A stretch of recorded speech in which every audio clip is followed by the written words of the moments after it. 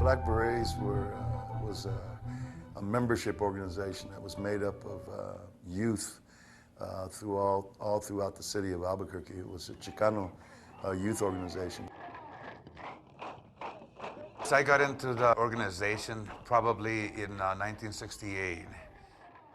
I felt I was a part of something. I felt now that I was not out there in the open getting ready to either get into drugs or to end up in prison, but that I could be involved with a group of youth who actually cared about me, cared about the community at large, and was willing to stand up for what was right. I got a lot of strength in with that, and that has kept with me up to this point of my life. I was a nursing student in the late 60s, early 70s, and I had heard about the clinic. I was told about the clinic, and I wanted to go down and visit and see what was going on, and plus do some volunteer work down there.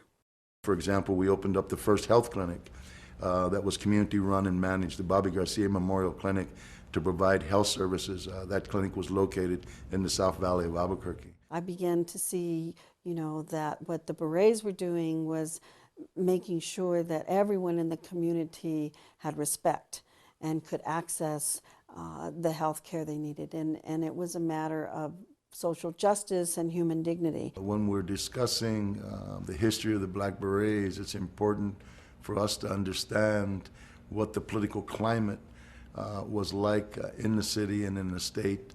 So one of the primary premises of the founding of our organization and the issues and the goals that we set out was, one of them was very crucial to self-determination, both from a political standpoint, an economic standpoint, and a social standpoint.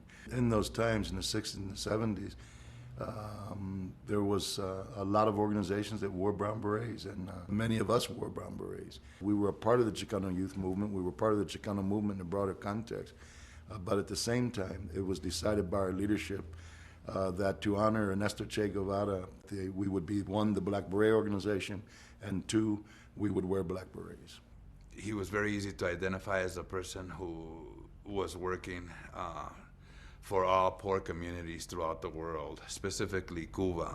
But it was really encouraging to see that there was somebody who would stand out in a big way for the communities. And so it was easy to accept that and to use that beret as a way of us putting our message out. The questions around education and what young people were being taught or what they weren't being taught in terms of their history and culture. Learning about yourself as a person, but also being able to empower yourself to ask the questions that you need to for yourself, for your family, and for your community. The school systems weren't providing that for me and for a lot of Chicanos and Chicanas. They were just pretty much preparing us to go into the military and to prisons, basically. They were not giving us any direction. At least the Black Berets gave me the direction that if we were all to get together, then we could possibly start making some changes. In regards to one of the goals around the police repression was that we set up community patrols that were asked by community members to come in, ask the police departments to stay out of the communities, that the Black Berets would patrol the communities and interact with the people in those neighborhoods in a much more just way. Our goals was, as I said, around self-determination, and it was to empower ourselves as community people, as young people and as others, to speak for ourselves, to become speakers, both in the social, political, and economic fields within our communities and educational institutions and so on. I saw with the Black Berets how they were dedicated to the community and to the lives of people and to the dignity of people, and how you're empowered, but how you're not afraid and how you're proud to be able to do that. No matter whether people call you radical or what they say about you, you're proud to stand up and defend your community, and you're proud to be part of that community.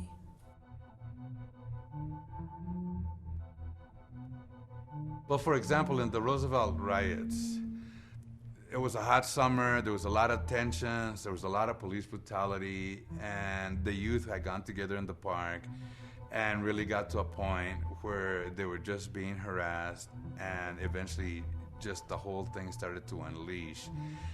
So we went down there and we managed to put our folks in and around those that were at the park trying to settle things down.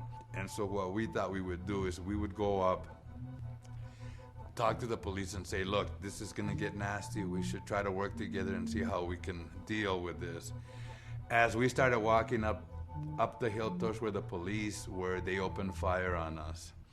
Opened fire on the whole park. They didn't want to talk. They didn't want to save things. What they wanted to do was just to flex their muscles, show their strength, and that they were just going to open up on us. So we all started running.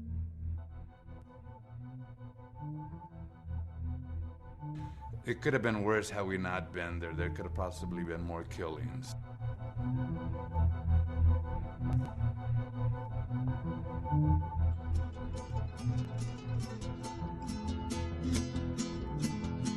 Esos barrios de Albuquerque, llenos de historias están,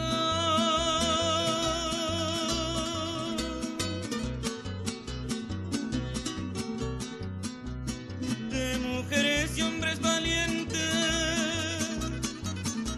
que luchan por su comunidad.